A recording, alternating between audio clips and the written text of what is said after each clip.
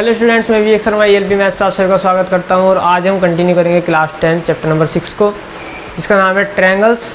ये इस चैप्टर का पार्ट 6 है, जिसमें आज हम बात करेंगे एंगल बाइसेक्टर थ्योरम के ऊपर। एंगल बाइसेक्टर थ्योरम क्या होती है? आर एस अग्रवाल में इसको एग्जाम्पल नंबर 25 से दिया गया है। इसमें क्या कहा गया है कि prove that the internal bisector of the angle of a triangle divides the opposite sides internally in the ratio of the sides containing the angle. देखिए क्या कहा है, थोड़ा सा समझते हैं। प्रूफ क्या करना है वो बाद में बताऊंगा, पहले देखते क्या कहा है कि internal bisector of an angle को। देखिए बाइसेक्टर क्या होता है, अगर किसी लाइन के बाइसेक्टर की बात करूं तो मीन्स कि वो इस लाइन को दो इक्वल पार्ट्स में डिवाइड कर रहा है। ऐसे ही अगर मैं किसी एंगल के बाइसेक्टर की बात करने लगूं तो देखिए बाइसेक्टर का मतलब है दो इक्वल पार्ट में डिवाइड करना। तो मान लीजिए ये कोई एंगल है, ये ठीक है। इस एंगल के बाइसेक्टर अगर मैं कहने लगूँ एंगल बाइसेक्टर क्या होगा इसका, तो ये कोई इसके मिड से ऐसे जा रहा होगा कि ये एंगल और ये एंगल दोनों बराबर होंगे। मान लीजिए टोटल एंगल 60 था तो ये वाला 30 और ये वाला 30, इस तरीके से। तो एंगल बाइसेक्टर इसको कहते हैं। अब देखिए इंटरनली बना रहा है तो इंटरनल बाइसेक्टर है, ठीक है। अब सोचिए, अब आगे इसने क्या कहा है, आगे इन्होंने कहा है divides the opposite side internally. जो मतलब कोई ट्रायंगल है, उस ट्रायंगल में एक एंगल का बाइसेक्टर ड्रॉ किया। अब मान लीजिए मैं उससे बाइसेक्टर बनाऊंगा तो वो दूसरी जो उसके सामने वाली साइड है उसको कट करेगा। अब वो किस तरीके से कट कर रहा है कि sides internally in the ratio of the sides containing the angle. देखिए मैं डायग्राम से समझाता हूँ। कोई भी ट्रायंगल है, ये कोई ट्रायंगल है, ठीक है, ABC, ठीक है। इन्होंने हमसे कहा मान लीजिए ये एंगल A है, आपकी मर्जी है, एंगल A ले लीजिए, एंगल B ले लीजिए, एंगल C, किसी का भी बाइसेक्टर ले सकते हैं। एंगल A का बाइसेक्टर अगर मैं ड्रॉ कर रहा हूँ, कहा है ना यहाँ पे prove that the internal bisector of an angle, internal bisector of an angle, किसी एक एंगल का बाइसेक्टर। तो मान लीजिए एंगल A का बाइसेक्टर मैंने ड्रॉ करा, ठीक है। अब ये जो मैंने बाइसेक्टर ड्रॉ किया, ये मान लीजिए D पॉइंट पे कट हुआ। इसने BC साइड को D पॉइंट पे कहीं तो कट किया होगा, ठीक है, कहीं भी कट किया होगा। अब सोचिए मैं इनको नाम दूंगा, बाद में एंगल्स को नाम दूंगा। तो सोचिए एंगल बाइसेक्टर की बात चल रही है तो इसका मतलब ये एंगल और ये एंगल इक्वल पार्ट्स में डिवाइड हुए, इक्वल एंगल है। तो पहले तो मैं इनको फिलहाल नाम देता हूँ, इसको नंबर 1, इसको नंबर 2, ठीक है। अब हमसे इन्होंने क्या कहा है, इन्होंने कहा है कि प्रूफ क्या करना है, जो एंगल, ये जो बाइसेक्टर है ये इस लाइन को डिवाइड करता है, किस तरीके से, डिवाइड द अपोजिट साइड, इस साइड को डिवाइड करता है कैसे, internally in the ratio of the sides containing the angle. मतलब जो जिस रेशो में ये साइड डिवाइड हुई है, ये रेशो और इस साइड का और इस साइड का रेशो दोनों बराबर आएंगे। कहने का मतलब है कि ये कहना चाह रहे हैं BD upon DC equal to proof करिए, BD upon DC equal to proof करिए AB अपॉन AC, ठीक है। इस तरीके से उन्होंने हमसे कहा है कि प्रूफ करिए इसको। अब ये मैं कैसे प्रूफ करूँगा? देखिए अगर मुझे ये चीज़ प्रूफ करनी है तो मुझे इतना पता है कि ये रेशो जब इक्वल आते हैं, अगर ये वाली लाइन, ये जो लाइन है जहाँ से डिवाइड हो रही होती है, आपको पता हो हम जब वहाँ करते थे BPT थ्योरम में, तो ये कोई लाइन डिवाइड कर रही है, ठीक है, पर ये लाइन और ये लाइन पैरेलल है। अगर ऐसा है, ये दोनों लाइन पैरेलल है, तो ये अपॉन ये इक्वल टू ये अपॉन ये रेशो इक्वल थे। तो मीन्स ये जहाँ पे कट करी है ये रेशो, अगर मैं ये कह रहा हूँ D पॉइंट पे कट करी है तो मैं इनका रेशो निकाल रहा हूँ BD और DC का। तो D पॉइंट, D बीच में नहीं, मतलब कहीं भी आ रहा है। तो ये जो D पॉइंट से लाइन पास हो रही है, अगर ये किसी और ट्रायंगल में पैरेलल होती है लाइन, तो मैं उसमें मतलब देखिए क्या करता हूँ। अब मैं थोड़ा सा प्रैक्टिकली समझाता हूँ। अगर मैं इस ट्रायंगल को थोड़ा सा और क्या करूँ, कंस्ट्रक्ट करूँ, इस तरीके से आगे ड्रॉ कर दिया, ठीक है। और आगे ऐसे खैर ऐसे ड्रॉ नहीं करते, मैं एक अलग तरीका अपनाता हूँ। क्या कि पहले तो मैं इसको थोड़ा सा छोटा कर लेता हूँ, अलग तरीके से चेंज करते हैं थोड़ा सा, क्योंकि यहाँ पे फिर जगह कम पड़ जाएगी। इस तरीके से लेते हैं ये, ठीक है, और ये कोई ट्रायंगल था, ठीक है। अब ये एंगल ए था, ठीक है, ए बी सी, इसका एंगल बाइसेक्टर ड्रॉ किया, ये 1 था, ये 2 था। अगर एंगल बाइसेक्टर है, ये ए डी जो है हमारा एंगल बाइसेक्टर है एंगल ए का, अगर तो एंगल 1 इक्वल टू एंगल 2 है। बाइसेक्ट मतलब 2 इक्वल पार्ट्स में डिवाइड हो जाना। तो मैं क्या करता हूँ, एक लाइन इस तरीके से ड्रॉ करूँगा कि वो इस ए डी के पैरेलल हो, इस सी पॉइंट से, इस सी पॉइंट से एक लाइन ऐसे ए डी के पैरेलल ड्रॉ करते हैं। तो ए डी के पैरेलल ड्रॉ करना होगा तो इस तरीके से कहीं ड्रॉ करनी पड़ेगी, ठीक है, कंस्ट्रक्ट कर रहे हैं। अब उसका फ़ायदा भी मैं बताऊंगा। अब इसको ऐसे ऐसे कंस्ट्रक्ट करिए, जो हमारी बी ए थी इसको आगे इससे मीट कराइए, ठीक है। ये एंगल वर्ड यहाँ से मैं हटा देता हूँ, यहाँ लिख देता हूँ, यहाँ एंगल, सही है, ये आप सबने लिख भी लिया होगा। तो इसको यहाँ आगे मीट करा दीजिए, सही है, इस तरीके से। अब देखिए एक और पूरा ट्रायंगल, इसको मैं नाम देता हूँ ई पॉइंट, ठीक है। मैंने इसको थोड़ा सा कंस्ट्रक्ट किया कि एक लाइन ड्रॉ करी सी ई कैसी ड्रॉ करी, जो ए डी के पैरेलल थी। मैंने कहा ना मैं यहाँ पे बीपीटी का इस्तेमाल करूँगा, बीपीटी के बिना मैं क्या, रेशो तो मैं प्रूफ कर ही नहीं सकता इक्वल, ठीक है। तो मुझे जहाँ भी रेशो की बात आई वहाँ मुझे कैसे भी करके बीपीटी कंस्ट्रक्ट करनी पड़ेगी, बीपीटी थ्योरम बनानी पड़ेगी। तो उसमें क्या करूँगा मैंने इसके पैरेलल एक लाइन ड्रॉ करी सी ई, और बी ए को आगे क्या कर दिया, बढ़ा दिया, कहाँ तक, जो ई पॉइंट पे मीट कर जाए, ठीक है। यहाँ पे ये भी कुछ एंगल बन रहा होगा, ठीक है, और यहाँ पे ये भी कुछ एंगल बन रहा होगा। मान लीजिए ये 3, ये 4, सही है। अब देखिए मुझे जो प्रूफ करना है मेनली वो ये करना है कि B D upon D C equal to B A upon A C.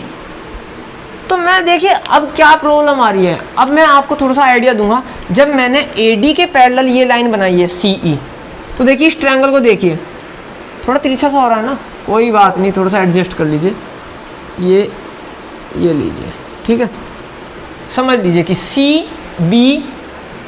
E B C एक ट्रायंगल है, ई बी सी एक ट्रायंगल है, ठीक है।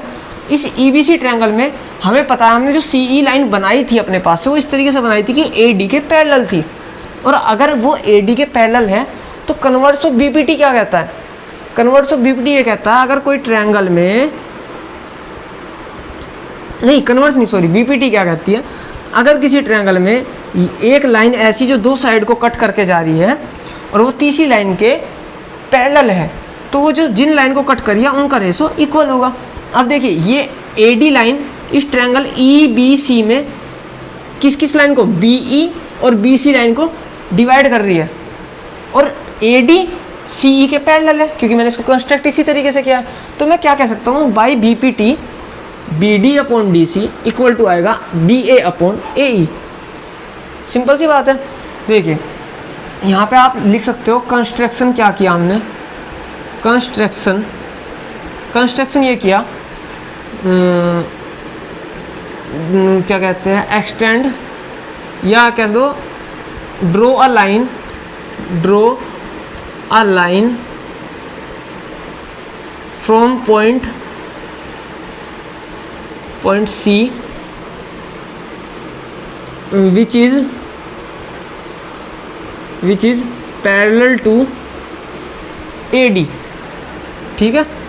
हमने इस तरीके से ही बनाई क्योंकि मुझे ज़रूरत पड़ेगी तो हम अपनी सुविधा अनुसार उसको बनाएंगे, तो जिससे मैं वहाँ पे बीपीटी थ्योरम का इस्तेमाल कर सकूँ।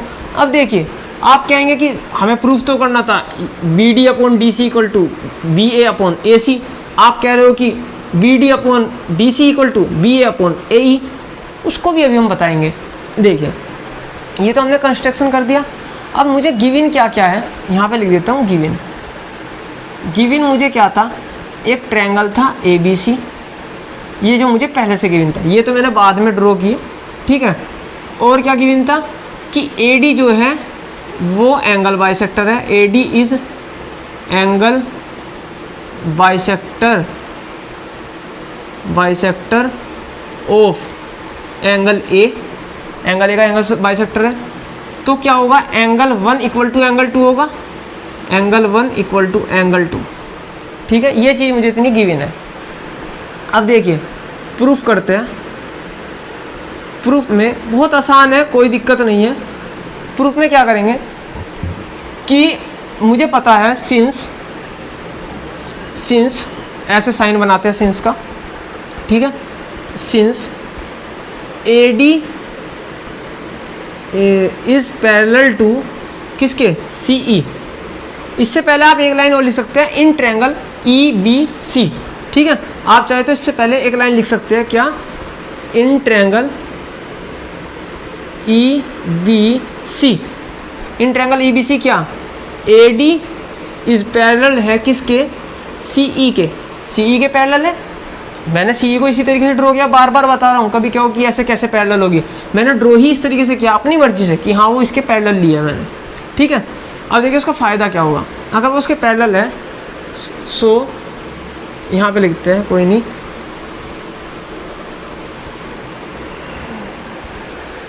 सो बाई BPT क्या कहेगी हमारी कि अगर ये इसके पैरेलल है तो ये जो साइड के रेशो है ये आपस में इक्वल होंगे। BD अपॉन DC इक्वल होगा किसके, BA अपॉन AE के, ठीक है। अब देखिए AB कह लीजिए या BA कह लीजिए, कोई फ़र्क नहीं पड़ता, ठीक है।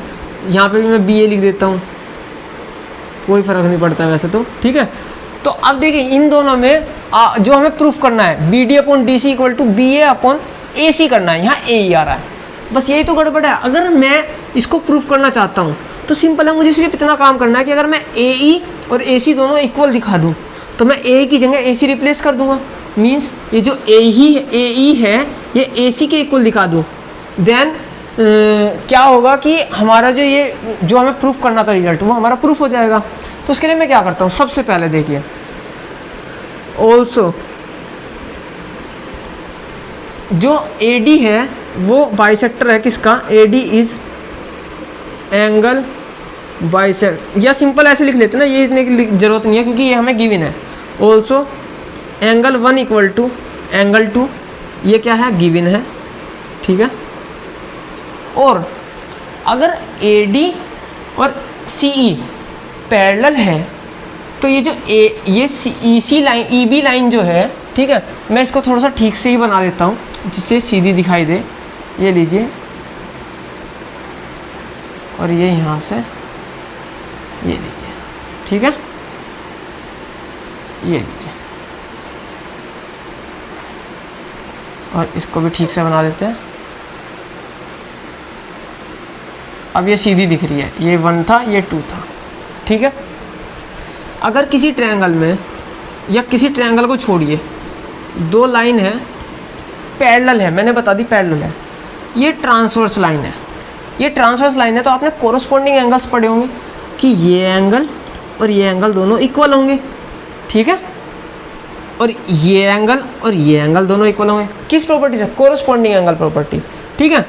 बेसिक्स इतना तो शायद आपको पता ही होगा, अगर नहीं पता तो आप इस चीज़ को मुझे बता देना प्लीज़, कि अगर आपको ये भी नहीं पता तो मैं ऑल्टरनेटिव एंगल्स, इंटीरियर एंगल्स, जो भी मतलब चीज़ें है वर्टिकल या कोई सब चीज़ आपको समझा दूंगा एक वीडियो में। वैसे ये चीज़ मैंने आपको समझाई हुई है एक वीडियो में, मैं आपको उसका लिंक इस डिस्क्रिप्शन में शेयर करूँगा आपसे, ठीक है, वहाँ पर जाकर देख लेना। तो देखिए बेसिक समझाया, थोड़ा सा समझाया, उसमें भी डिटेल में नहीं बताया। तो देखिए अब जैसे ये लाइन है AD और CE दोनों पैरेलल हैं, और ये दोनों पैरेलल हैं, तो ये जो EC लाइन EB लाइन है ये इसके लिए क्या काम कर रही है, ट्रांसवर्स लाइन का काम कर रही है, नहीं कर रही, ठीक है। इस तरीके से देखिए यहाँ पे अलग से बना देता हूँ, ये लीजिए ये लाइन और ये लाइन पैरेलल है ये दोनों, तो ये और ये कोरस्पॉन्डिंग एंगल्स हुए नहीं हुए। इसको थोड़ा घुमा के देख लीजिए, अगर आपको इस तरीके से आदत है कि मान लीजिए ये ट्रायंगल है, या कैसा भी हो सकता है, इस तरीके से कोई ट्रायंगल है, ठीक है, ये लाइन पैरेलल है, ये और ये लाइन पैरेलल है हमारी, ठीक है। तो ये लाइन जो है ये ट्रांसवर्स लाइन है नहीं है इनके लिए, देखिए ये एंगल और ये एंगल दोनों बराबर होंगे, ऐसे ये एंगल और ये एंगल भी दोनों बराबर होंगे, सही बात है। अब देखिए बस इतना सही काम करना था आपको, यहाँ से बस होने वाला है आपको क्वेश्चन सोल्व। ये तो मुझे पता है एंगल 1 और एंगल 4 भी इक्वल होंगे, एंड क्या AD पैरेलल है किसके, EC के, AD EC के पैरेलल है, एंड EB जो है वो ट्रांसवर्स लाइन है, EB is a transverse line, transverse line, transverse line, ठीक है। इन लाइंस के लिए ट्रांसवर्स लाइन है, किस किस के लिए, transverse line of AD and EB, EC, AB और EC की ट्रांसवर्स लाइन है। अगर ऐसा है देन जो एंगल 1 है वो एंगल 4 के इक्वल होगा, एंगल 1 एंगल 4 के इक्वल होगा। अगर एंगल 1 एंगल 4 के इक्वल किस प्रॉपर्टी से हुआ, corresponding angle property, corresponding angles कह सकते हो, ठीक है। इस तरीके से एंगल 1 एंगल 4 इक्वल हो गए, ये पहली कंडीशन बना लीजिए, सही है। और हाँ, अगर एंगल 1 एंगल 4 इक्वल हो गया, अब देखिए मैं इस साइड को AE को अगर इस AC के इक्वल दिखाना चाहता हूँ तो क्या तरीका लग सकता है, सोचिए। ये एक ट्रायंगल तो बन रहा है AEC, अब AEC को मैं यहाँ बाहर निकाल लेता हूँ, ये रहा, ये AEC है मान लीजिए, इस तरीके से है मान लीजिए। और मैं कह रहा हूँ AE और AC अगर इक्वल है, पहले से मैं चलो तुम्हें ये बता दिया, तो इसमें कौन से दो एंगल इक्वल होंगे, सिंपल सी बात है, इनसे मिलने वाले ये एंगल ये इक्वल है। और जस्ट अपोजिट भी हो सकता है कि अगर मैं ये दो एंगल आपस में इक्वल दिखा दूँ तो इसका मतलब ये साइड और ये साइड भी इक्वल हो जाएंगे, ठीक है। तो मैं वही करने वाला हूँ, अगर मैं एंगल 3 और एंगल 4 को इक्वल दिखा दूँ तो इसका मतलब क्या हुआ, एक ट्रायंगल पे आ रहे हैं, एक ही ट्रायंगल में, और एक ही साइड पे दो एंगल आमने सामने के इक्वल आ रहे हैं, तो इसका मतलब इनके जो कोरस्पॉन्डिंग साइड्स हैं, ठीक है, वो भी आपस में इक्वल होंगी। तो देखिए मतलब अगर एंगल 4 एंगल 3 इक्वल है तो एंगल 4 के सामने साइड कौन सी, AC, एंगल 3 के सामने कौन सी साइड है, AE, तो ये दोनों साइड भी इक्वल होगी। आपने कॉन्ग्रुएंट ट्रायंगल में ये चीज़ें बहुत इस्तेमाल की होंगी, तो वही चीज़ हम यहाँ पे करेंगे।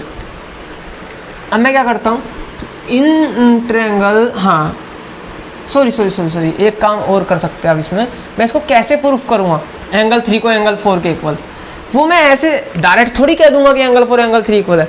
कैसे कहूँगा, देखिए मुझे पता है कि एंगल 3 और एंगल 2 भी इक्वल हो सकते हैं। कैसे कि ये दोनों लाइन पैरेलल है, ये और ये लाइन पैरेलल है, और ये एक ट्रांसवर्स लाइन है, और ये दोनों कैसे बन रहे हैं, ऑल्टरनेट एंगल्स। ऑल्टरनेट एंगल्स कैसे होते हैं, ये दो पैरेलल लाइन थी और ऑल्टरनेट एंगल्स जहाँ पे इस तरीके से जेड बन रहा हो, जेड, ठीक है, चाहे ऐसे ये एंगल, ये ऑल्टरनेट इंटीरियर एंगल्स है, या फिर ऐसे, ये भी ऑल्टरनेट इंटीरियर एंगल्स है, ठीक है। तो इस तरीके से भी उल्टा जेड भी बन सकता है, ये कहलाते हैं alternate interior angles. Alternate exterior angles क्या होंगे, ये एंगल और ये एंगल, ठीक है, इस तरीके से। तो ये सब चीज़ें इसमें देखो इस्तेमाल हो रही है, बेसिक्स हैं। अब मैं क्या करूँगा, जब मैंने यहाँ दिखाई दिया कि ये दोनों पैरेलल है, हाँ वो अब दोबारा लिखूँगा अगेन, क्योंकि मुझे दोबारा इनका इस्तेमाल करना है। AD पैरेलल है किसके, EC के, एंड अब मैं ट्रांसवर्स किसकी बात कर रहा हूँ, AC भी तो ट्रांसवर्स लाइन है इसके लिए, and AC is a transverse line, transverse line of AD and EC। ये ट्रांसवर्स है, ये दोनों पैरेलल है। देखिए जेड बन रहा है, नहीं बन रहा, ये रहा भाई, उल्टा ही तो बन रहा है, उल्टा सीधा कैसे ही बने, जेड बनना चाहिए। तो ये एंगल और ये एंगल, लेकिन ये जब इक्वल होंगे जब ये दोनों साइड पैरेलल होंगी। अगर मान लीजिए एक लाइन ऐसे एक लाइन ऐसे और मेरे ट्रांसवर्स बना दो, तो ये एंगल इक्वल नहीं है, ठीक है। जब ये थोड़ा सा घूम के सीधा होना शुरू होएगा, बिल्कुल इसके पैरेलल आ जाएगा, तब ये एंगल इसके बराबर आएगा, ठीक है। तो फिलहाल तो मैंने बता दिया कि हाँ ये दोनों पैरेलल थे, ये एंगल इसके बराबर होगा। तो एंगल 2 इक्वल टू एंगल 3 किस प्रॉपर्टी से, ऑल्टरनेट इंटीरियर एंगल्स, या सिंपली ऑल्टरनेट एंगल्स भी बोल सकते हो। ये हो गया। अब देखिए दूसरी कंडीशन, तीसरी कंडीशन और ये फोर्थ कंडीशन। अब देखिए 1 जो है वो 2 के इक्वल है, 2 3 के इक्वल है, ठीक है। 2 जो है वो हमारा किसके इक्वल आ गया, 3 के इक्वल आ गया। तो इसका मतलब क्या हुआ, और 1 जो है वो 1 2 के भी इक्वल है, 1 4 के भी इक्वल है, 1 2 के भी इक्वल है, 1 4 के भी इक्वल है। तो इसका मतलब एंगल 1 जो है वो एंगल 2 के इक्वल है, और एंगल 1 4 के भी इक्वल है, मीन्स एंगल 4 इक्वल है। और देखिए एंगल 2 एंगल 3 के भी इक्वल था, तो मीन्स ये चारों एंगल आपस में इक्वल है by second, third and fourth. Angle 1 equal to angle 2 equal to angle 4 equal to angle 3, या एंगल 3 इक्वल टू एंगल 4, ठीक है। इस तरीके से अगर ऐसा है तो एंगल इनका काम होना है बस, एंगल 3 और एंगल 4 अगर इक्वल आ रहे हैं, सो नाउ सिंपल लिखिए, now clearly in triangle ACE, ठीक है, in triangle ACE angle 3 equal to angle 4 आ रहा है, अभी ऊपर निकाल लिया हमने, ठीक है। सो क्या इससे साबित हुआ, अगर दोनों एंगल इक्वल है तो इनके कोरोस्पोंडिंग साइड ये और ये आपस में इक्वल है, AE इक्वल टू AC, ठीक है। अगर ये दोनों इक्वल है, ये इक्वेशन मान लीजिए कौन सी, इक्वेशन 5th। अगर ये इक्वल है तो इक्वेशन फर्स्ट में क्या था, BA अपॉन AE, तो मैं AE की जगह AC भी रख सकता हूँ, ठीक है। वही मुझे करना था, बस AC तो चाहिए था, सारा बवाल इस AC के लिए था। Put AE equal to AC from, कहाँ से, from equation 5th in equation कौन सी, फर्स्ट। इसमें यहाँ पे पुट कर दीजिए और आपका रिजल्ट निकल के आ जाएगा, क्या आपका निकल के आ गया, BD अपॉन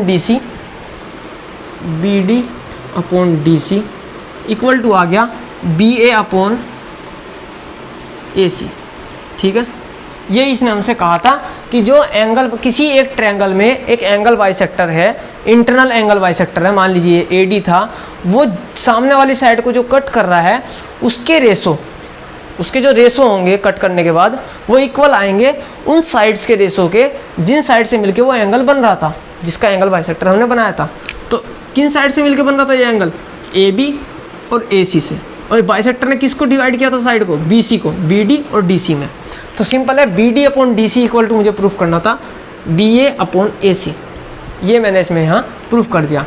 देखिए थोड़ा सा बुक से अलग हो सकता है मेरा कराने का तरीका, ठीक है। आप चाहे इससे करिए या बुक के तरीके से करिए, थोड़ा बहुत ही चेंज होगा, लेकिन करने का तरीका उनका भी होगा, बस लैंग्वेज अलग हो सकती है, ठीक है। यहाँ पे कोई भी इसमें प्रॉब्लम है तो आप मुझे बता दीजिए कमेंट सेक्शन में, कहीं भी कोई भी गलती लग रही है, कुछ भी प्रॉब्लम आ रही है आपको, तो तुरंत बताइए मुझे, मैं आपको बताऊंगा कैसे हुआ, क्यों हुआ, ठीक है। अगर वीडियो समझ में आई है तो दोस्तों के साथ शेयर करिए, ज़्यादा से ज़्यादा जितनी कर सकते हैं। वीडियो को लाइक करिए, चैनल को सब्सक्राइब नहीं किया तो सब्सक्राइब करिए। Thank you very much, have a nice day.